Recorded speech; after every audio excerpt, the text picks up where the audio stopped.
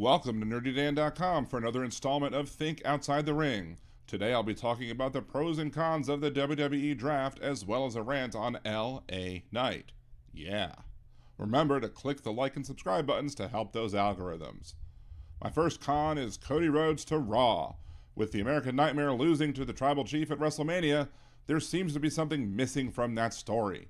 To separate them on different brands now seems premature, unless they let him win Money in the Bank and jump brands to cash in, which I don't see happening because I really think Logan Paul will be winning Money in the Bank, or if they let him win the Rumble again, which I don't see him winning back-to-back Rumbles.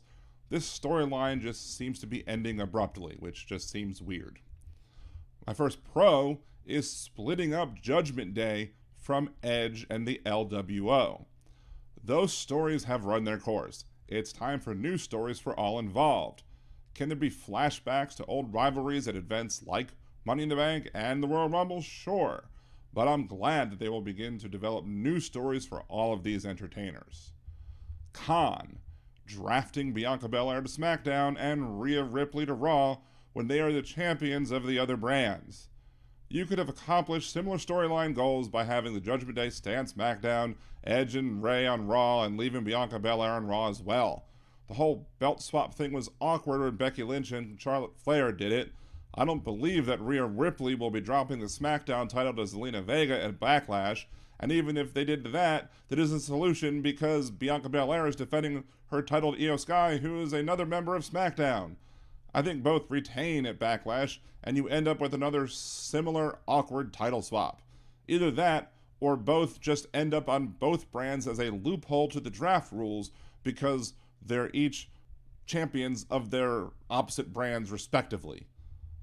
Pro: elevation of new stars from NXT. One of the two things that the draft did right was elevate fresh new talent to the main roster from NXT. And maybe some of the free agents that will go to NXT will improve, while some of the talents from NXT will get a wider audience on Raw and SmackDown. These new faces on Raw and SmackDown will be refreshing to see, and it will bring the potential for new storylines, something that I think is desperately needed. Con: not clearly stating if the tag champs can be on all brands. Owens and Zayn hold both titles for both brands as the unified, undisputed tag champions. The WWE Women's Tag Champs are for the entire WWE and can already defend on both brands.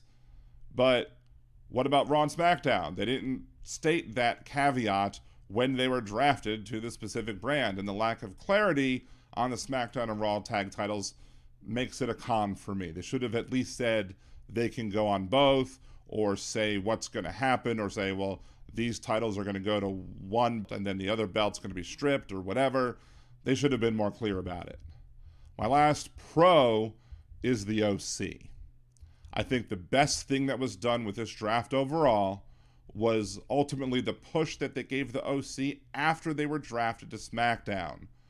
To have them basically destroy the Viking Raiders as they did and establish them as a force to be reckoned with makes them less of a comedic act like they had been, and perhaps set them up to start a serious feud, maybe even with the Bloodline.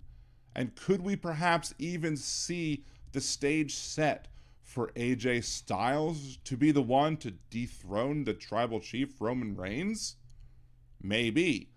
But it's about time for AJ Styles to be a more serious competitor.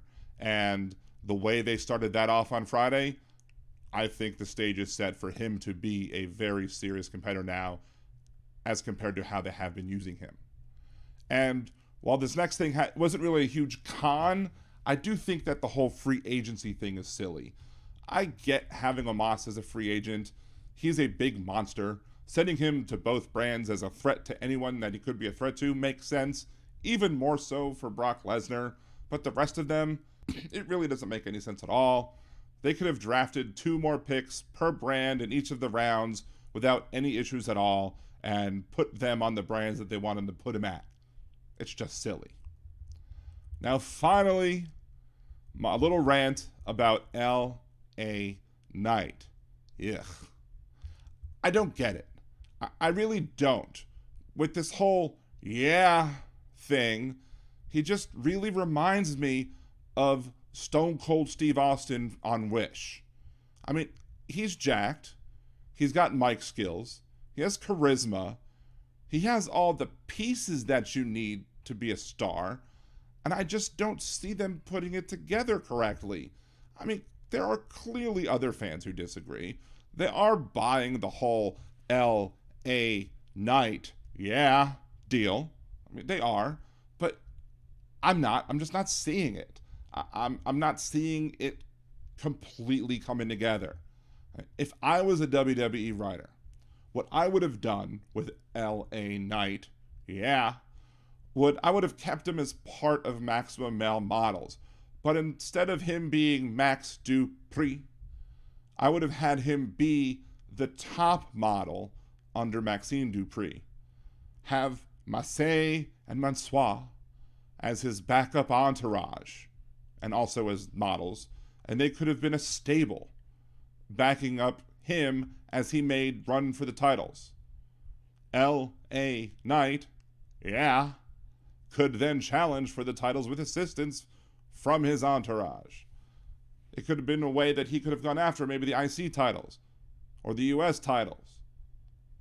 Borrow some, a little bit of Rick Martel from him being the model, borrow some from Ravishing Rick Rude, maybe some from Val Venus, and maybe even use some from the whole L.A. Knight. Yeah.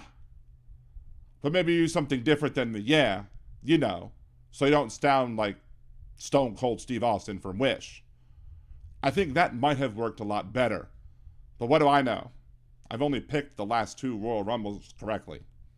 Anyway, what do you think? Do you agree or disagree with my thoughts on the draft or on L.A. Knight? Yeah. Do you have additional thoughts? Let me know in the comments below. And remember to like the video, share it, and subscribe to this channel. And as always, remember to think outside the ring.